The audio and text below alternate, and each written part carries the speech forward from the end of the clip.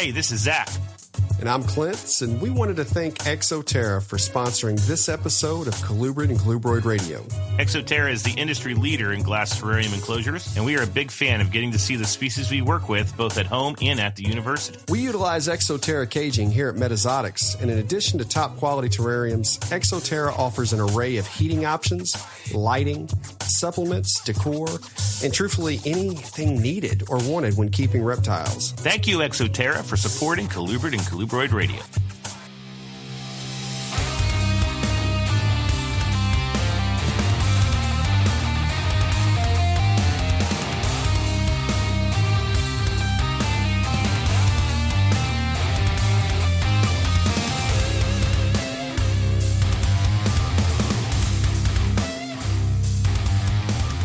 Hello, everybody. This is our shortened version of Colubrid and Colubroid Radio, our shortest episode ever, but probably the most important because we have the announcement that everybody has been waiting for. So I've got my bud Clint here, and we are recording from a hotel room in Knoxville. We are at the edge of my bed. Yes, we are. So that's how dedicated we are and how excited we are. We truly are. So, we promised this. Yes, we promised as soon as we could. We got it. We were sending out the message. So we're at IHS. Colubridfest is now a go. So that's our announcement, and we're very excited. And today, our guest is our partner in crime for this, which is Mickey Meyer of Show Me Reptiles. So we're bringing Mickey on because we just thought it'd be cool for y'all to know the backstory of the city, which we'll be announcing here shortly. We'll let Mickey do that. And then why we chose this city. And then we're going to be giving you a bunch of, basically information about Colubridfest. Y'all know it already. If you're listening to this, you're probably pretty geek like we are. But we also need you to give us, suggestions of what you want those talks to be. So I'm telling you to do that right now, but we're going to come back to that. But be thinking about that now. So welcome, Mickey. How you doing, man? Doing pretty good. Good. Been working all day, having a good day. It's been an exciting day, hasn't it, Mickey? It's been a busy day. Yes. Very exciting. Very busy day. I have to say, me and Mickey have probably talked a dozen times in the past 2 days. Yes. The phone calls keep flying back and forth between us. It's been an exciting time. Yeah. So, it's been fun. Yep. So let's just cut right to it. So we've already announced the date, but now we got to announce the city. So where is Colubridfest going to be happening? The first annual Colubrid Fest will be held in Indianapolis, Indiana, at the Indiana Convention Center, the Indianapolis Convention Center. Yep. Lucas Oil Arena. Yeah, actually attached to Lucas Oil, where the Colts play. And as a reminder, the date's September 27th is a Friday. That's kind of the night everybody's coming in. We'll have a bit of a mixer then, and it will last the weekend. And we'll kind of break that down again in just a second. But September 27th, 28th, 29th is what we're looking at. And we might as well get something else out of the way. So what's the cost of a ticket? All right. So we've got a couple different ticket options. The weekend pass is going to be $60. That's Friday, Saturday, and the Colubrid Expo on Sunday. And then we've got regular just show admission on Sunday. If you don't want to come and see all the awesome talks and hang out with all the cool Colubrid guys, that's going to be $10. Yeah. So, and I think all of that is so reasonable. I mean, just insanely reasonable. And, I'll tell you guys that there's a lot that has gone on behind the scenes. This was what a lot of the calls between Mickey and I were figuring out ways to get the cost down as low as possible, because, Mickey, I'll ask you to talk about the venue, but, we don't necessarily need to say a number, but it's no secret. Anybody who sees this venue is going to know it wasn't cheap. Yes. No, it wasn't cheap. And, that's always a goal, because I do these events to try and grow our industry and our hobbies. So I do try to keep the expense down on it, so it's attractive to, families and folks that want to come in and learn about reptiles and everything like that. So, it's going to be fun. Yeah. So Mickey, can you tell us about the venue? What are we kind of looking at there? We are looking at, it's the Indianapolis Convention Center. It's a very, very beautiful venue. So we are going on I'm not going to say small, but we're going on the lighter side this year, being it's the first year. We're going to have a 20,000 square foot showroom, and then we're going to have a separate reception area where we're going to have all the talks and everything like that. And it's really cool area. I looked around the area. I Googled it.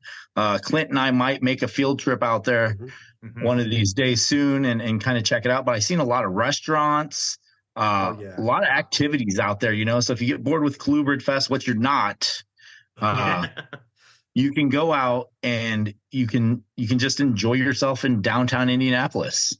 Well, and that's actually something I can speak to, as I was a season ticket holder for the Colts for several years. So I spent a lot of time in downtown Indianapolis. And the great thing, and I tell you what, I'll go ahead and kind of shift gears a little bit to go into a little more of why Indianapolis was the choice. Yep. I know the natural assumption for a lot of people is going to be because of its proximity to me. I live about 3 hours from there. It had nothing to do with me whatsoever. The first sign that Indianapolis was going to be it was, for those of you who may remember, we sent out a form for people to go on, and we had a series of cities for people to choose from and ask, which ones would they be interested in if we, did this. And while, obviously several of the cities were selected, 70% of the responses chose Indianapolis. It was definitely the most common city. So, and I think the reason why, first off, if you're anywhere in the Midwest, it's definitely drivable. You know what I mean? It's very easy to get to because of all the interstates that run to it and through it. Next, the airport is a fairly inexpensive airport to fly in and out of. In fact, someone had messaged me today that a round trip from Miami to Indianapolis, round trip flight, $207. I mean, I don't think you can drive Miami to Indianapolis. Yeah, and at $207 plus, we really worked hard to get the cost to make this affordable for people. So if y'all are coming, we'll have a block of hotel rooms. Mickey's going to talk about that. There'll be other options. And, I'm at IHS right now. And let's be real, I've got 1, 2, 3, 4. I'm paying for the room, and I've got 3 or 4 people in it. So you know how this works, guys. Style. So Tinley style, that's dude. Right. So you got an airport that's going to take you right in. Indy's super easy to get to. I'm 5 hours away, 6 hours away in Wheeling, West Virginia. I just hop on I-70 and just drive straight in. So it's just a good place to go. And this is the first one. Doesn't necessarily have to stay in Indy, just so y'all know, but why don't you plan on coming to Indy that weekend in September? So. And I'll say another thing that was kind of a selling point for it is we wanted, obviously there's no place in the country we can go that's going to be super convenient for everybody. It's just not feasible. However, we understand how many of our listeners and how many phenomenal colubrid keepers there are on like the West Coast. Yes. In Southwest and down in Florida. Well, one of the things that's great about Indianapolis is it's one of the FedEx hubs.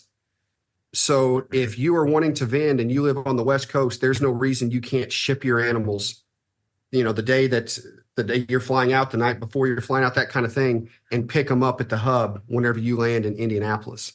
To Mickey's point, once you've made your way downtown, if you're staying in a hotel that's in the downtown area, once you're there, you don't need to leave. Yep. I mean, there's literally so many restaurants, so many things down there to do. It can be a family getaway as well. Yep. If you're, the person in your family that is the colubrid or the reptile person and the rest of the family isn't, they can still come, because even if they're not going to Colubridfest, there's tons of stuff to do. Yeah. I mean, it's great. The final piece that did help us decide that Indianapolis would be it, the laws in Indiana, they are favorable for colubrid keepers.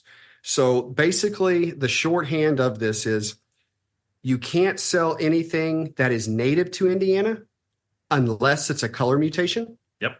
The two major that would really bring up is black rat snakes. Well, technically gray rat snakes now. Let's don't hash all that again. The reclassifications. That's right.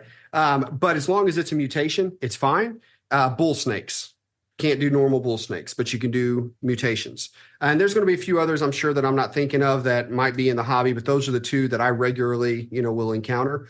They're also, there's a whitelist, so to speak, on rear fang venomous. And what I will do is I will get that email. I'll copy that kind of out as far as what the list was that was sent to me from the Indiana DNR so that you guys know that, yes, these species are okay. What I will also do is tell you if you have rear fang venomous that you would be interested in bringing, you can contact the Indiana DNR, and they may or may not, depends on how bombarded she gets, because what they do is they determine how medically significant they feel the bites are. And, if they then consider them venomous, hardcore, then you have to have a permit in Indiana. If they like falsies are fine. Western hognose are fine. There's several Boega species that are fine. So, there's a decent amount. But again, that kind of just felt like, those are pretty decent laws for us to navigate, to be able to make this happen. So, again, that's several reasons that brought us to Indianapolis as the decision for sure. Now, Zach is going. Zach's the man on Saturday. That's going to fall on him. So no pressure. So yeah. All right. So we have the day of talks, and I can sit here as Captain Egghead and put together all the talks I want to hear, but that's not the point of this, because this is all about our Colubrid community, and we're really, all three of us are just completely jazzed about making this an educational thing and bringing in, having people come in one keeper and leaving a different keeper, and maybe not a better keeper, maybe just a different keeper or a better keeper, who knows. But that comes down to the talks, and we have one day of talks. So the talk format is up in the air right now. It's kind of this is a data seeking session as this science nerd here. So I would really like it if you'd all blow up, and I'm asking you to blow up the Colubrid and Colubroid Radio Facebook page messenger. Just message that. That way Clint and I can both see it at the same time. What do you want to hear about? So just as a reminder, we can have species-specific talks. We could have, genus-level talks. You want a Pitchophis talk, how to breed Pitchophis? Great. You might be sitting there thinking, I know how to breed a Pitchophis. I want to learn how to feed baby colubrids that don't want to eat. Okay, that's a different flavor of talk. Nothing saying we can't make this all about that. And so we could totally have a feeding tricky feeders.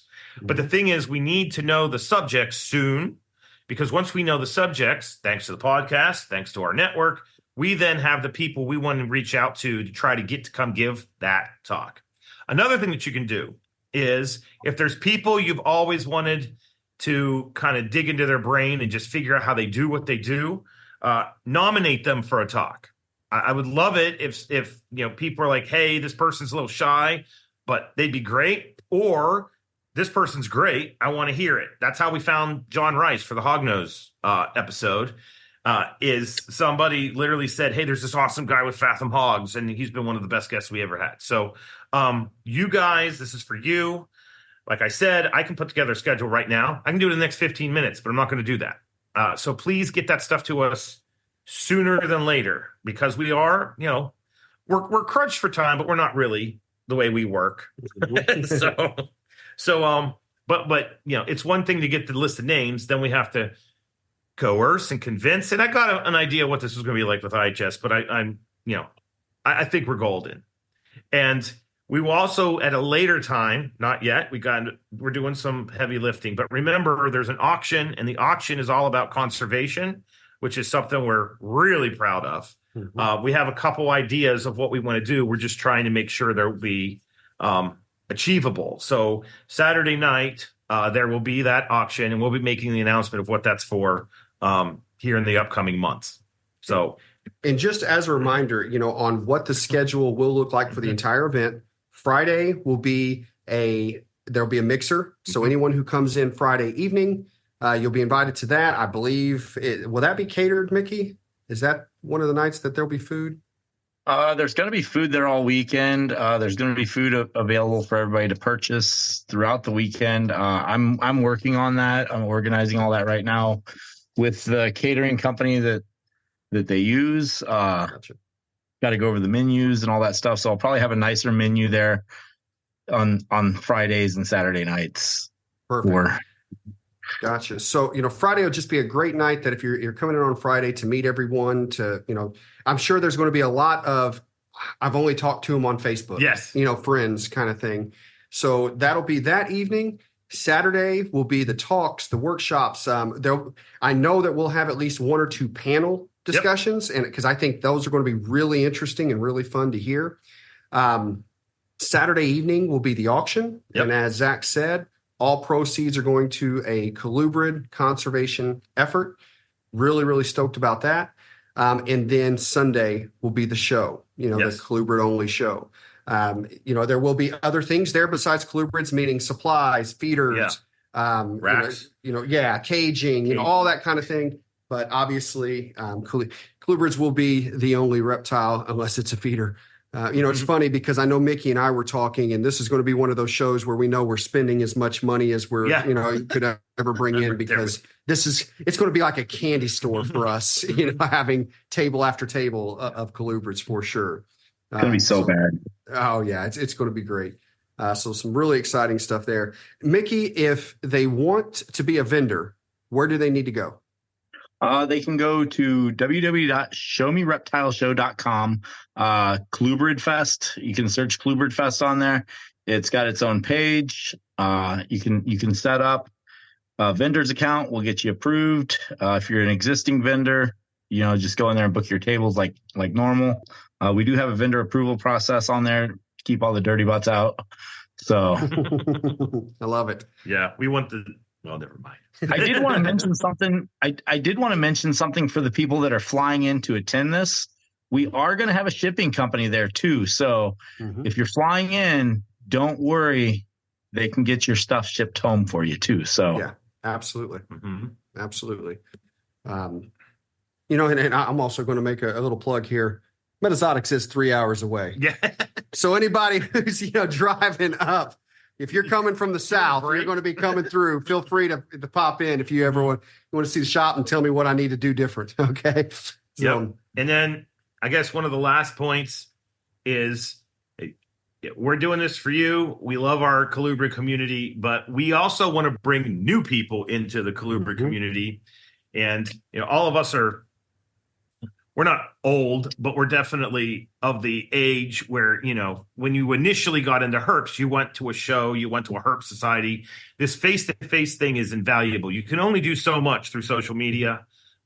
It's one thing. I mean, just here at IHS, we've only been here for 24 hours, and I've met 4 or 5 people that listened to CCR and got to sit down and talk to them. And they were like, hey, you talked about this on this episode. And I was like, yeah. And they wanted to go a little deeper. Like, that's the kind of thing you get to do with this kind of thing. But, please, please, please share the information on social media, however you want to. I don't know if we're on TikTok.